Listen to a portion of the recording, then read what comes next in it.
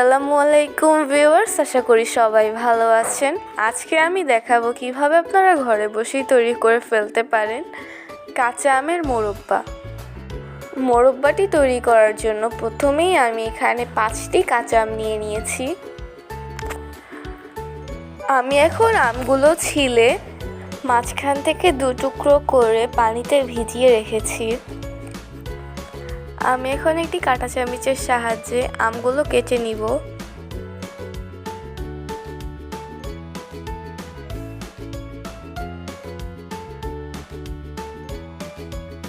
আমটি এখন আমার কাঁচা হয়ে গেছে, ঠিক একইভাবে আমি সবগুলো আম কেটে নিব।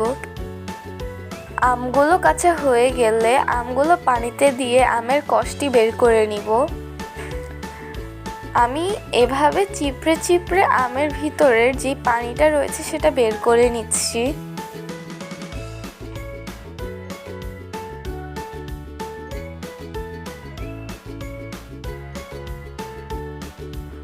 এখন আমি আবার পানি দিয়ে আমগুলো ধুয়ে নিব।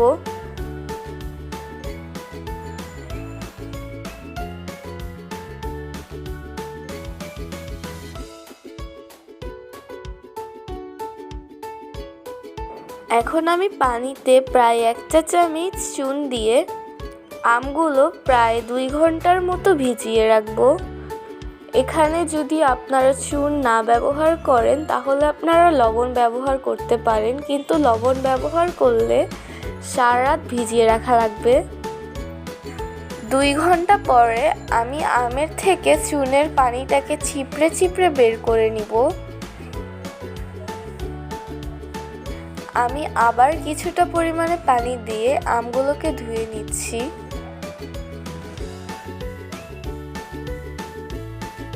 এখন আমি একটি প্যানে 2 কাপ পরিমাণে লাল চিনি দিয়ে দিচ্ছি। আপনারা চাইলে সাদা চিনিও ব্যবহার করতে পারেন। তারপর আমি দিয়ে দিব 1.5 কাপ পরিমাণে পানি। আপনারা চিনির থেকে পানিটা কম ব্যবহার করবেন। আমি এখানে কোনো দারচিনি অথবা এলাচ ব্যবহার করছি না, যাতে আমের ফ্লেভারটা থাকে। এই মুহূর্তে আমার চিনিটি গলে শিরাটা ফুটে উঠেছে।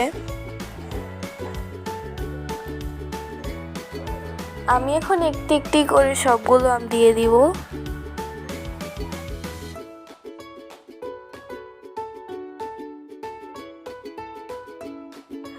শিরাটি যখন পুরোপুরিভাবে ফুটে উঠবে তখন আমি আমগুলো উল্টে অপর সাইডটি দিয়ে দিব।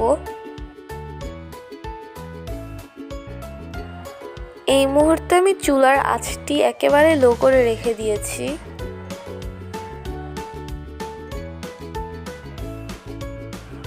এখন আমি আমগুলো আবার উল্টে পাল্টে নিব।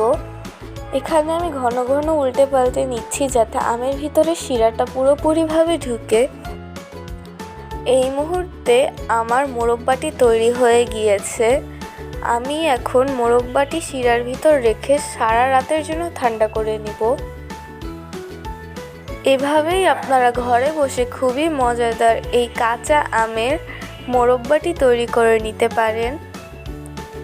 যদি আজকের ভিডিও আপনাদের ভালো লেগে থাকে তাহলে লাইক, কমেন্ট এবং শেয়ার করবেন, এবং চ্যানেলে নতুন হয়ে থাকলে সাবস্ক্রাইব করবেন। আল্লাহ হাফেজ।